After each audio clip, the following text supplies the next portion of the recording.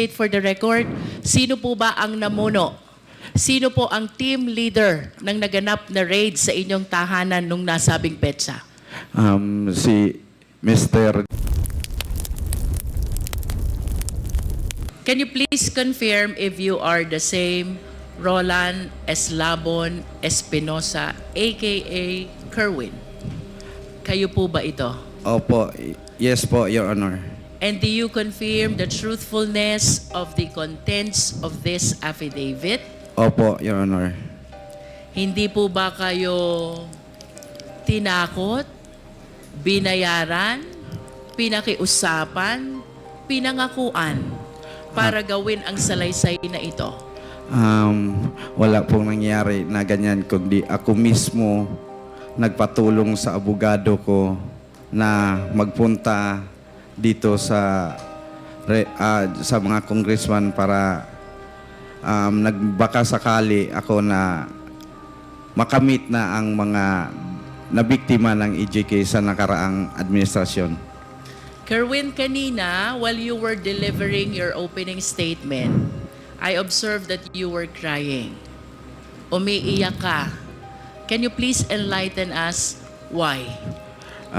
Kasi sa panahon na nandun ako sa EIDG na nakaburol ang papa ko, humiling ako sa mga pulis doon na sana pagbigyan nila ako na makauwi.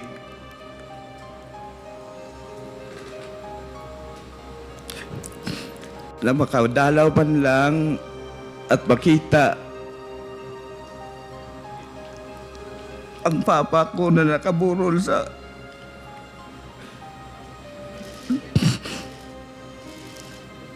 Kerwin, of course, you believe that your father, the late Mayor Espinosa, is a victim of ruthless killing. Is this your position, Kerwin? Yes. Pero alin ba yung mas nakakaiyak? Yung pagkamatay ni Mayor Espinosa o yung hindi kanila pinayagan na madalaw ang burol niya? Pareho po yung dalawa na hindi ako pinayagan na makauwi sa lugar namin para makita sa kahuli-hulihan na panahon ang daddy ko. Kerwin, prior to the death of Mayor Espinosa on November 5, 2016, he was the mayor of Albuera, Leyte. You confirm? Yes po. Pang ilang taon po ba niya na mayor ng Albuera during that time?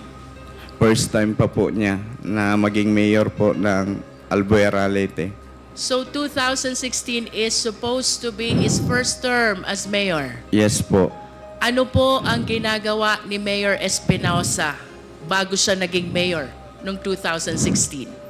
Ang mga ginagawa po niya ay tumutulong sa mga tao doon sa lugar namin o sa lungsod ng Albuera.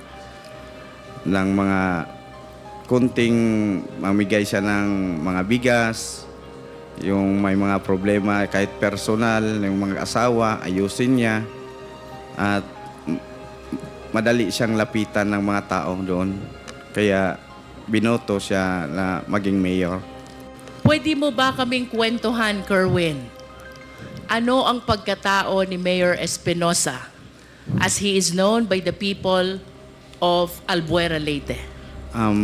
Yung papa ko po, mabait. Mabait na tao. Mahirap na kung elaborate ko pa kung anong klaseng tao siya. So siguro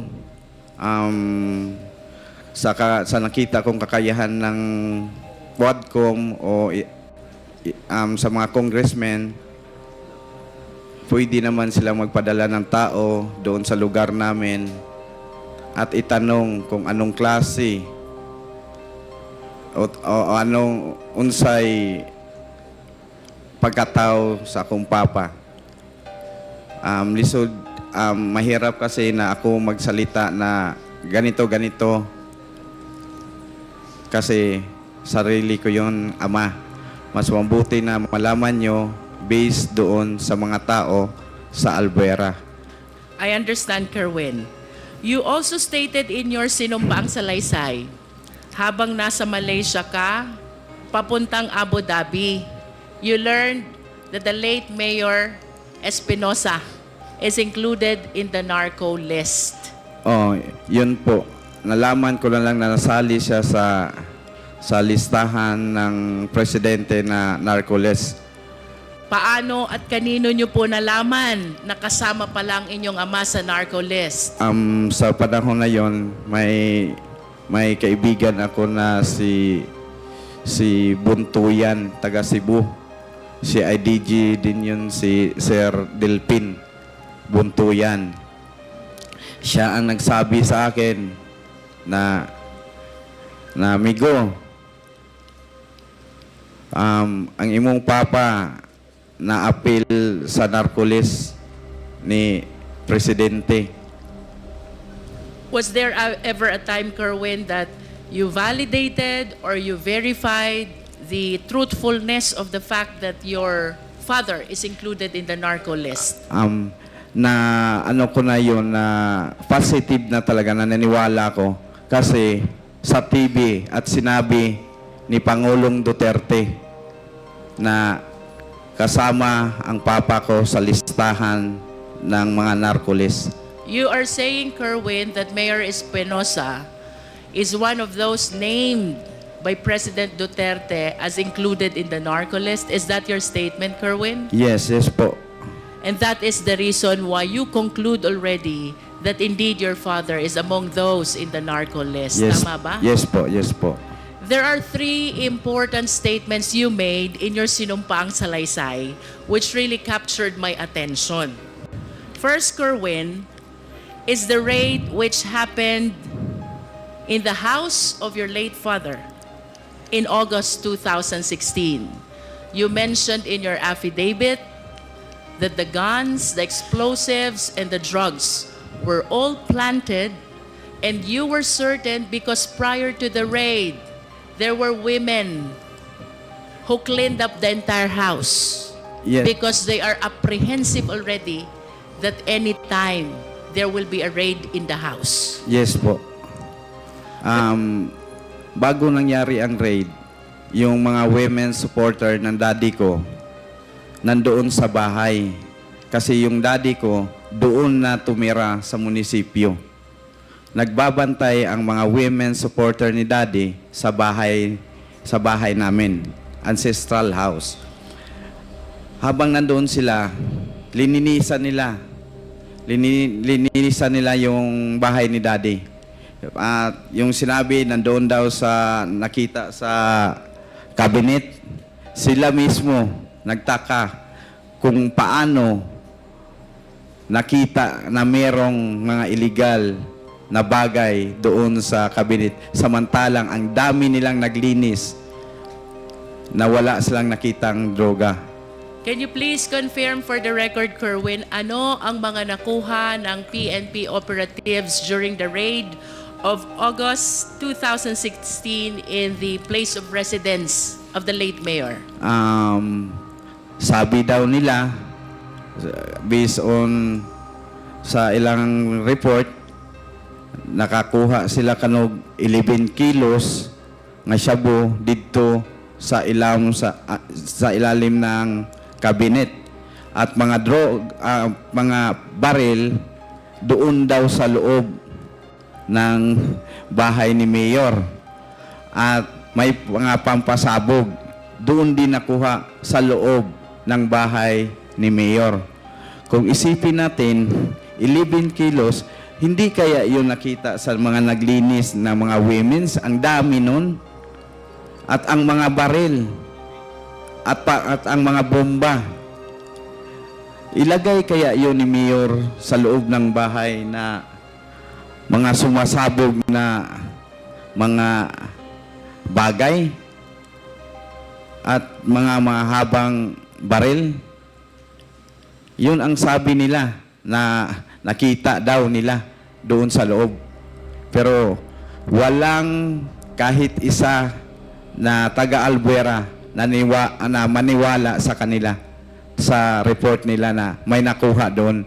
Kasi ang nagbantay sa sa bahay ni Mayor, yung ancestral house namin, nasa 70 ka mga babae nandoon sa bahay.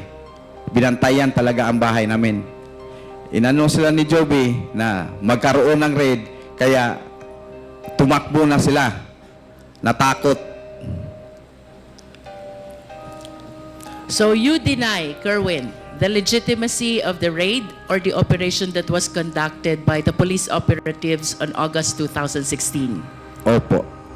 And can you please state for the record, sino po ba ang namuno? Sino po ang team leader ng naganap na raid sa inyong tahanan nung nasabing petsa? Si Mr. Joby Espinido po. Can you please state his full name? Police Colonel Joby Espinido. Mr. Chair, may we know if we have Colonel Espinido here? To the information of the Honorable Luistro, he sent us a letter of excuse in today's evening. Thank you, Mr. Chair. For the satisfaction of the Filipino people, just to make sure that Kerwin is aware of the identity of the one he is naming as Colonel Joby Espinido, may we request the Secretariat to flash a picture, and let's hear from Kerwin if he will be able to identify who this person is. Yes po.